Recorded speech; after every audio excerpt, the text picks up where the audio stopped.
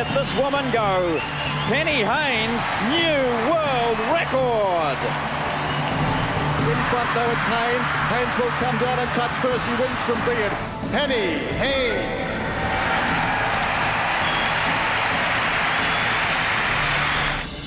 Penny, I was told by your previous South African coach, Graham du Toit, that when he met you for the first time in December 1987, all you said to him, you wanted to be the best breaststroke swimmer in the country.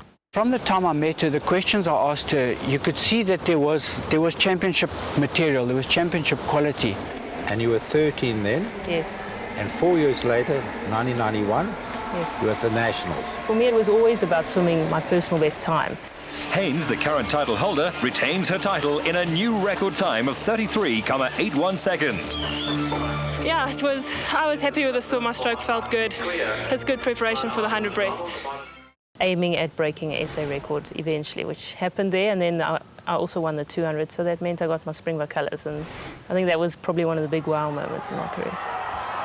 Naast aan die kamera is dit dan Sheila Turner van Transvaal en dit is die Nataller wat haar baie goed opdreun, Penny Heyns, en dis 'n baie opwindende tweestryd, baie gelyk op en enige een kan nog hierdie swemnommer wen, die eerste een van die aand met die horlosie aan die oorkant wat staan op 1:12:57, 'n nuwe Suid-Afrikaanse rekord wat aangeteken word in baan nommer 6 deur Penny Heyns van Natal, 'n verrassende oorwinning.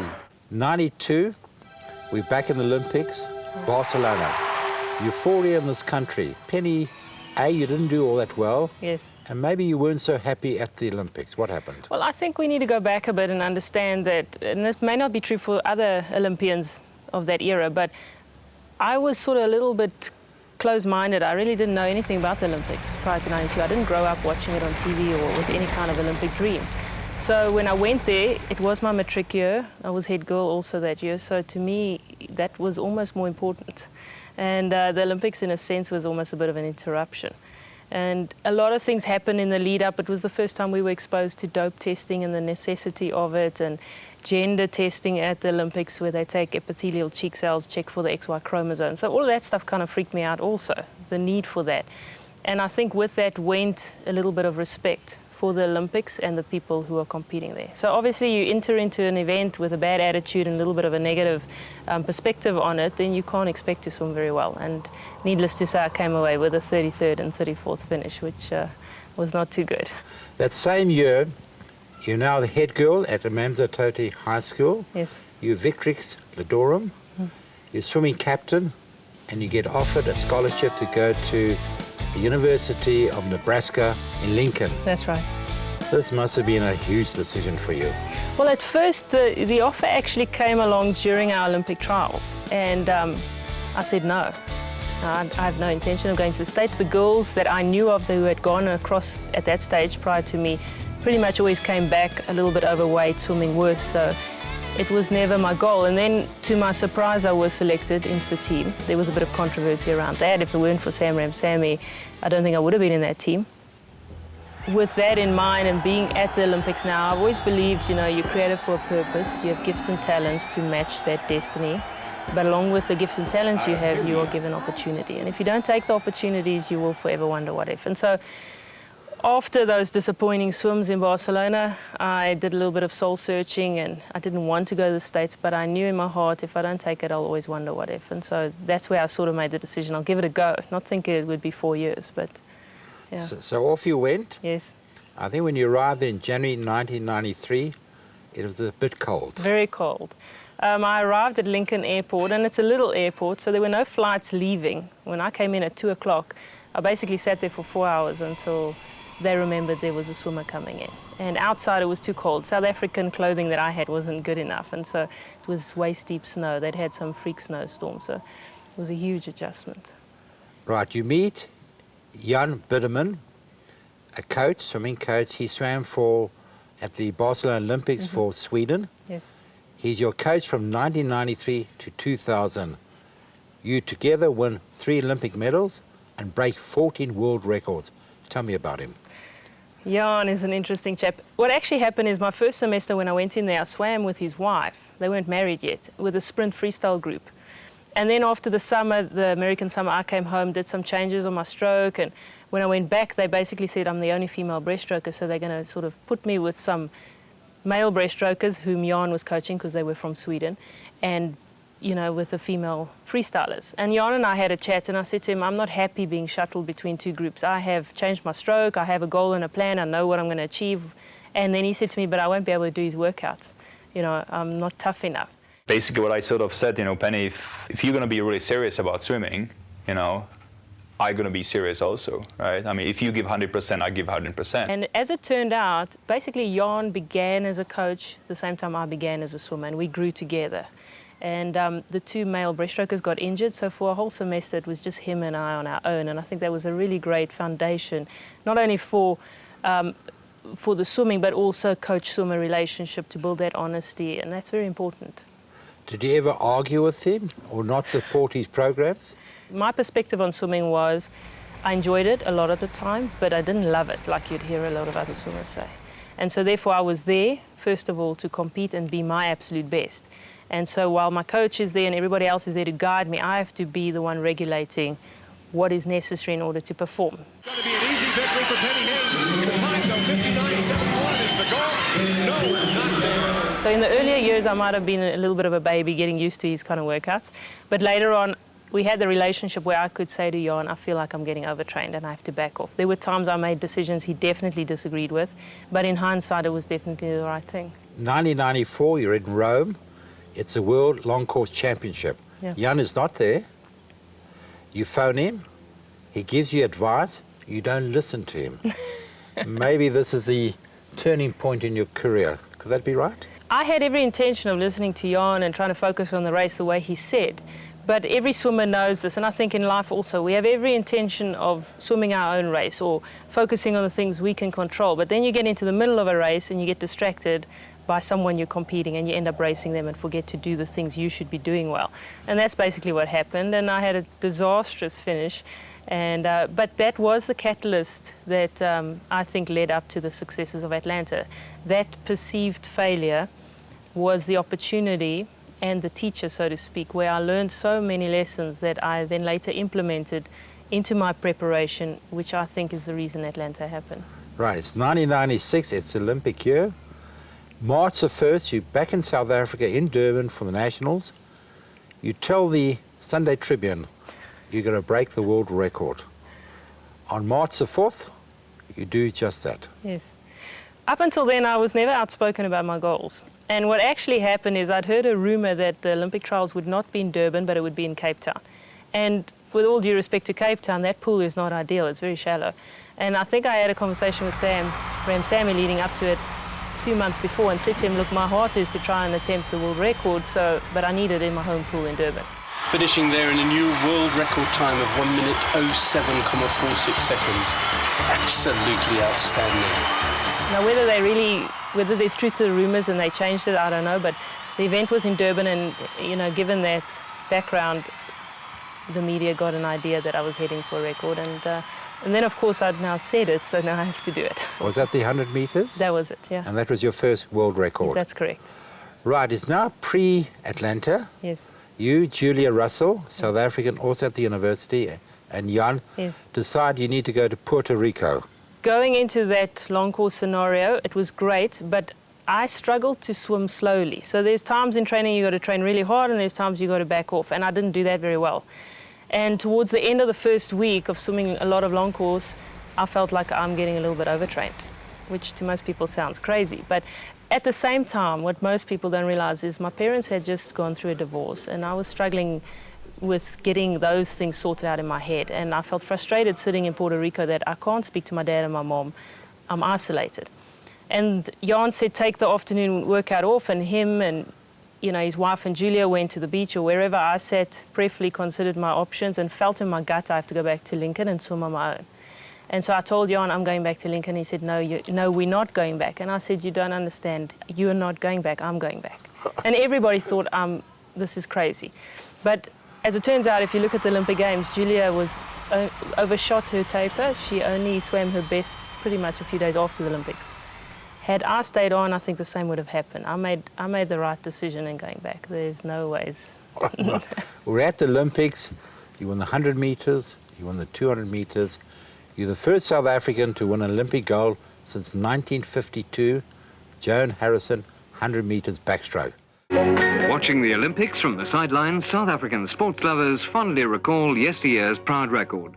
Joan Harrison, gold medalist, Helsinki 1952. I'd like to congratulate Penny. It was a wonderful effort and we're all very proud of you. And Penny, I'd like to wish you all the best. Best of luck to you and the South African swimmers for their remaining events. I wish I had the pleasure of actually meeting Joan Harris myself. I'm very proud to be able to say that this is a moment I've shared with her, and I'm really pleased that she was thinking of me at the time. It means a lot to me, and I hope maybe someday I will be able to meet her. I think, Penny, tell us about the build-up, the emotions, the pressure on you. I think there's a lot to be said for the ignorance of youth. Okay, I was based in the States. I was very shielded in a sense from what the expectations were back home here. Obviously, having set the world record in March, I knew that there was a chance I could go ahead and maybe win the 100, fully expecting the Aussie might also. And in preparation, the 3 months leading up to the Olympics, I did a lot of visualization where I really imagined that race and prepared for every event so that I didn't get to the Olympics like Barcelona and in this overwhelmed scenario, so that I could control my environment. So the morning of the 100 breaststroke was the big one. I remember the day before the 100, the men swam the 100, and there was a guy from Belgium, Fred de Burgray, that broke the record, the world record in the 100. Jeremy Lin is pushing Fred de Burgrave. De Burgrave in lane 4 with the shaved head. It's close, and de Burgrave touches. And I sat there thinking, tomorrow I'm going to do that. And I haven't really told people this. And so the following morning came the heats, and my mindset at that stage was, you take every opportunity. You go all out from the start. And so in the 5th heat, the heat prior to mine, Samantha Riley and Amanda Beard actually swam fairly slow. And so the idea would be coast, through the heats. But I went all out, broke the world record, my own world record in the morning, which really set the stage. But look at this woman go. Penny Heyns, new world record. Second world record of the year for Penny Heyns from South Africa. Every season I like to try and improve my time. This morning was an opportunity to swim. I tried to do my best time. Fortunately, I did. Tonight's another opportunity, and again, I'm just going to see it as another opportunity to try and do my best time. But in my heart, I'd hoped to go under 107. So that evening, both Jan and myself, I think we hoped that I would improve on that time again, and then obviously if it's a good swim, he said to me, if you go 100%, you'll break the world record and you'll get the gold. If you go 90%, you'll get the gold. And it's not that I intended to, but I made some mistakes in the race, in the final. And I happened to touch first, but my time was slower than the morning. So there was a lot of mixed feelings. Both Jan and I felt relieved, elated at the 100 win, but also a little disappointed that the time wasn't what we'd hoped. Penny Heyns of South Africa, the world record holder. She's got it. She's won it. It's gold for South Africa. And Penny Heyns in 107.73. She wins it. Beard of the USA takes the silver. And Samantha Riley gets up for the bronze. Establishing a new world record in this morning's preliminary session, Penny Heyns. I did intend to go out and break the record this morning, although I did hope that at these games I would do better times than I have done. So maybe because I was expecting to break the record, it didn't seem like I was overwhelmed. But I'm definitely pleased with the times I've done. And Penny, the 200 metres? Well, the focus obviously going into the Olympics after having set the world record in the 100 was just for the 100. And a week before the Olympic Games, I did a time trial, had swum a really good time, and my coach pulled me aside and said, so, what's the plan for the 200? And I said to him, no, I'm going all out for the 100. I'll swim the 200 and maybe, we'll see what happens. No goal in mind. Penny Heyns, who thrilled the crowd in the 100, is out by about 1.5 body lengths. It's going to be very tight for the placings behind her. Ostvold in 8, Eriksson in 7, and Iwasaki coming through in lane 3. But no race behind Heyns with about 15 metres to swim. She's out by about 10 metres. Coming on is Iwasaki. Iwasaki has moved to second. Eriksson has moved up to third, but Heyns comes into touch first. That's a good swim. She doesn't look like she's breathing too heavily there. She looked quite comfortable throughout the whole race. And then I went and sat on my own one side, and I thought about it, and I realized I'm in the best shape of my life, and I might never have this opportunity again. And perhaps I should be taking the 200 a little more seriously. And then I thought maybe a medal, you know. And but after having swum the 100, broken the world record, and having seen what the other girls were doing, I realized that if I go all out in the 200, you know, there's a chance they won't catch me. Heyns by half a body length now. She got a good turn. Riley would be in second place. Nadine not the best of turns. She's back in about fifth, and coming through is Beard. Beard will storm home, no question about that. Tanaka alongside her, but Heyns is putting on something of a clinic. It's a question of whether she can go the distance. She certainly did this morning. She leads by a body length. Heyns sensing the danger, and Nadine has moved into third place. Australia second and third going down the pool with about 60 metres to swim. In front then, Heyns, an Olympic record this morning. It's Heyns in front. We've seen this before. It happened in the 100. A sense of deja vu. In front it's Heyns. Heyns getting caught by Beard. Across there, Riley has been passed by the lane 2 swimmer Kovacs. In front though it's Heyns. Heyns will come down and touch first. She wins from Beard. Kovacs gets third. Riley got fourth. Penny Heyns.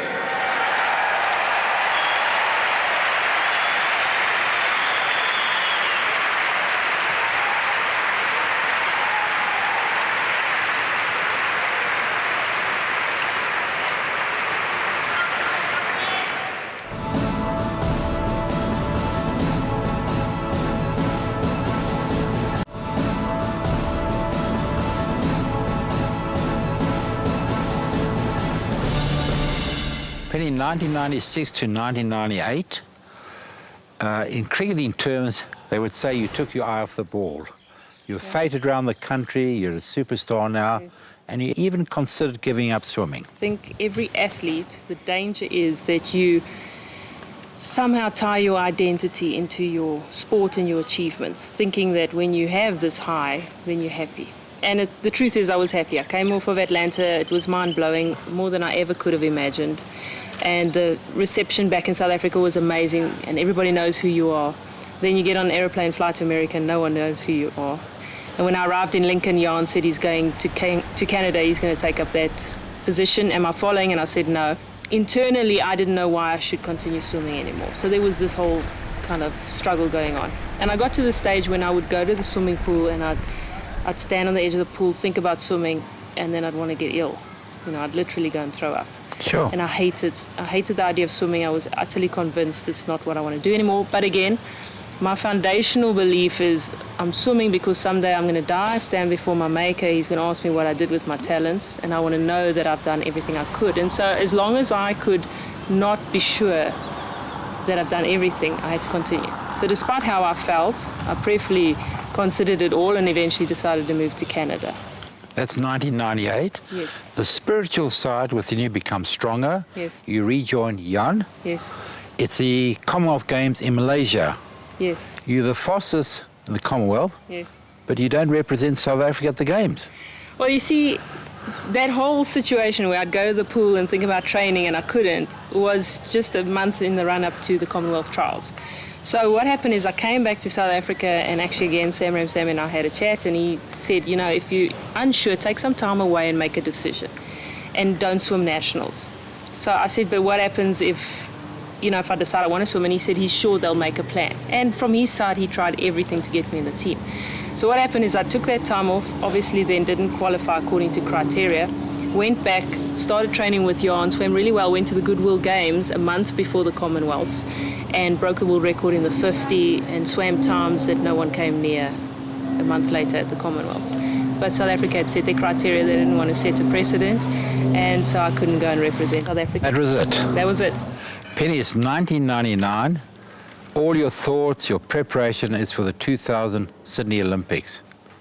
And yet you break 11 world records. It's mind-boggling. 4 in Los Angeles, 4 in Sydney, 3 in South Africa. Tell me how it came about. It all began very suddenly because I think that season, running over the summer in the US, I had, you know, my focus was totally just training. I was training really well, going home, sleeping, wake up, eat, go back, swim, go back, sleep. So the training was good, but the recovery was matching it. And I think that's a very important point. And then mentally I was in a really good space.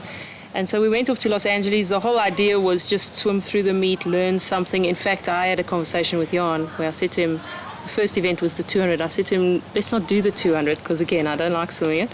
Let's swim the 100 all out and see what we can do. And then Jan said, no, you swim the 200, and if you learn something, you don't have to swim the final tonight. You can scratch. So I get up there, and I was really tired. I'd done the heaviest weight session of my career leading up to that the week before.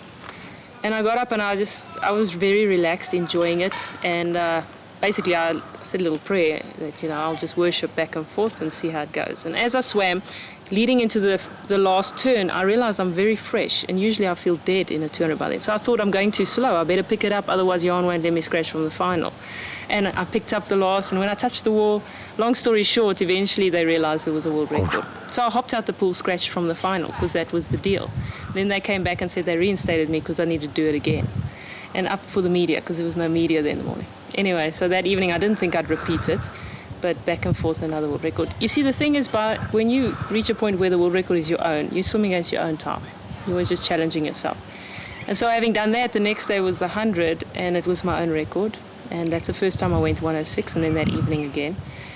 And at that meet, I was not shaved and tapered. So if you'll indulge me, I'll quickly share. As a swimmer, if you were to shave your arm right now and you run it under tap water, you get a numb feeling. But if you shave every day, you lose that feeling.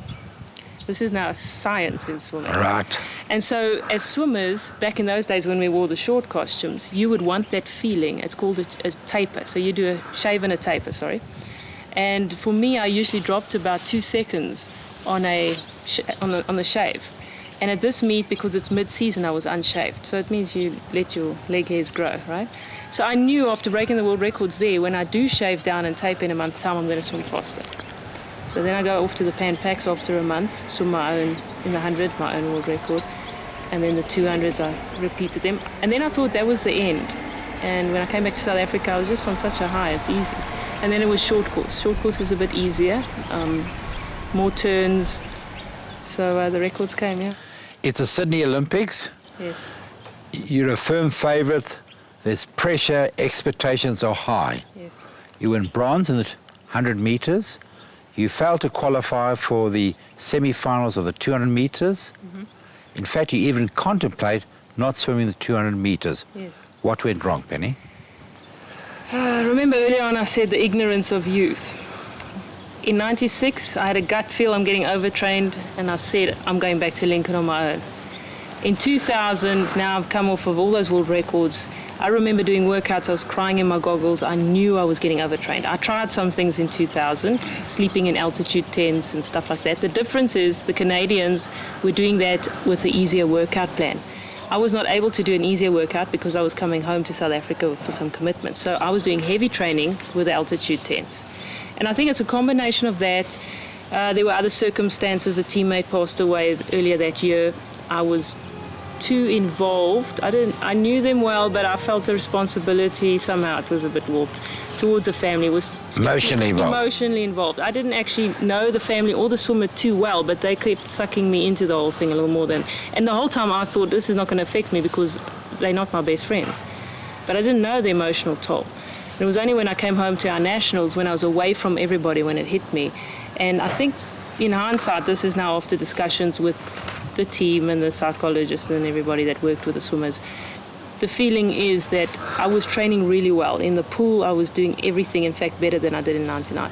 But I wasn't recovering well. I was going home, I was tired emotionally. There was the pressure of the Olympics, coming home for Olympic Day and all that stuff. I never thought any of this stuff was going to affect me. And like I say, in '96 I was a little ignorant and maybe even selfish. In 2000 I tried to be a little more, obedient and do what I'm told from the coach's point of view, from the administrators, everybody, trying to keep everybody happy. And it's difficult to balance all those things. So it's not an excuse. I think it's a reality. It's a lesson that other athletes can learn from. You have to be selfish at that level and put yourself first. And of course, then the last factor is I was getting older. So you do need to recover more. And so long story short, by the time the Olympics rolled by, it was a matter of, in training, we couldn't assess, am I overtrained or am I unfit? Because I had traveled a lot as well. So it was 1 step forward, 2 steps back. And then in the 100 meters final, the last 10 meters, I had no legs. You said, and describe it, they felt like concrete. Yeah. You see, I went out faster than I'd ever gone in 100 for that first 50. I turned at the wall way ahead, my fastest 50 ever in 100. And that was a mistake I made maybe, but I felt going into the final of the Olympics, I struggled in the heats and the semis. I didn't feel so sharp. So I thought I've got to give it all my heart and hope for the best. And I did right up until the last 5 meters. And did you make the right decision to swim the 200 meters? I think it's very tough as a swimmer when you know you're not in the greatest shape and you're certainly the defending champion.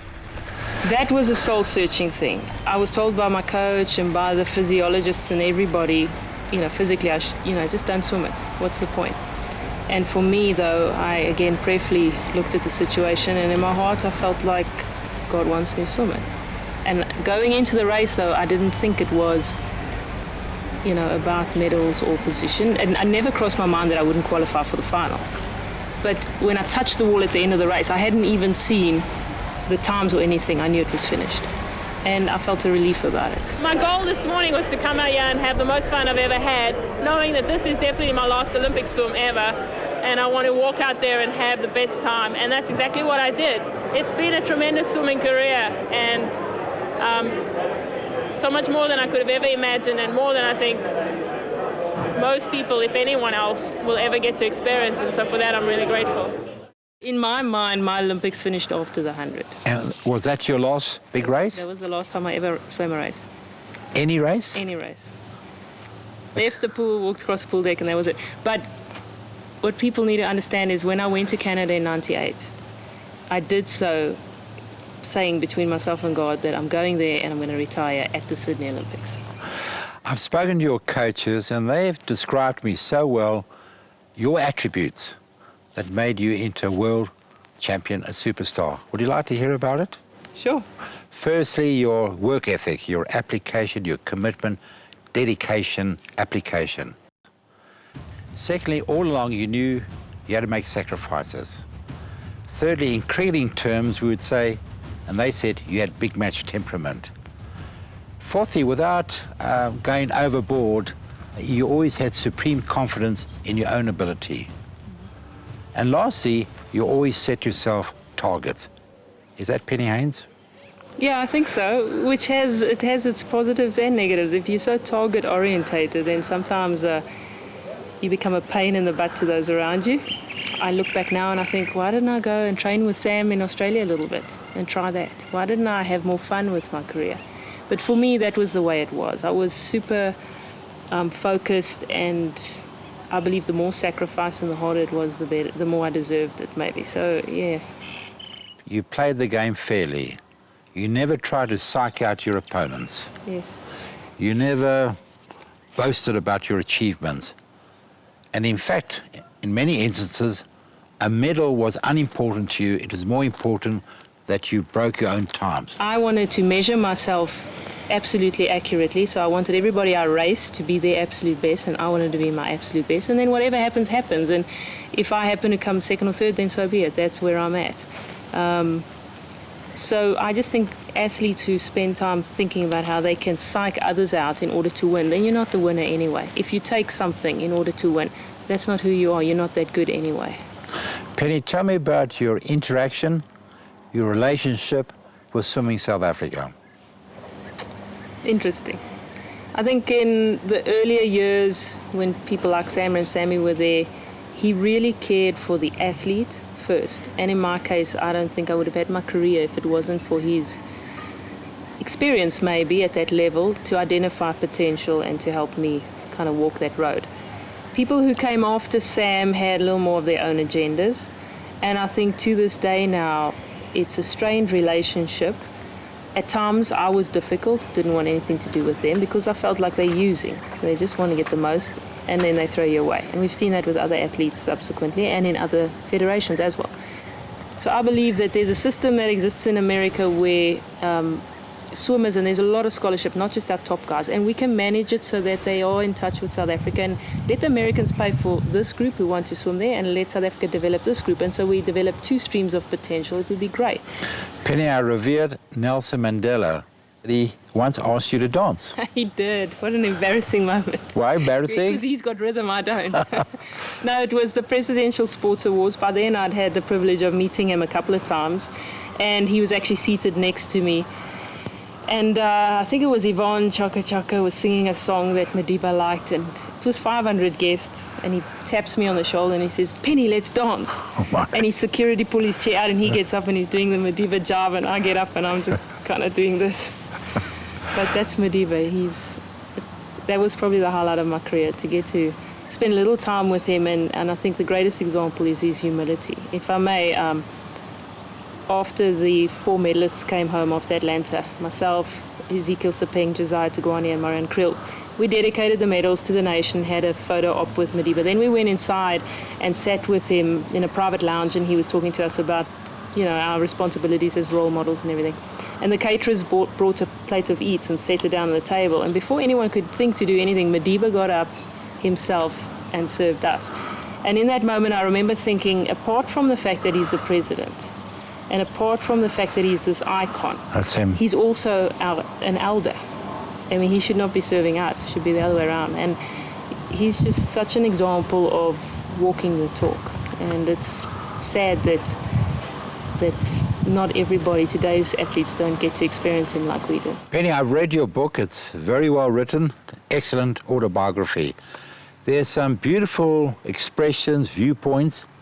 There's one in particular I really enjoyed, and I think any aspiring athlete who wants to progress at whatever level should listen very carefully what you wrote here. The key to success and a fulfilled life is making the right choices and then sticking to them. Successful people are those who never shy away from decisions. They do and are willing to take risks to make things happen. They are passionate because they know where they are going, and they have set realistic goals. They are focused and remain motivated because they refuse to give up. I think that's Penny Heyns. Yeah, I think that's my heart. Penny, you're the only South African to have held 2 individual Olympic gold medals. No Olympic female breaststroker, other than yourself, has ever won the 100 meters and the 200 meters in the same Olympics. You held 14 individual world records during your career. No other breaststroke swimmer, male or female, in the history of the sport has attained that figure.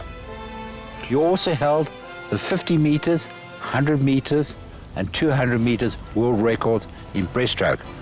Once again, in the history of sport, no other breaststroker, male or female, has ever done that.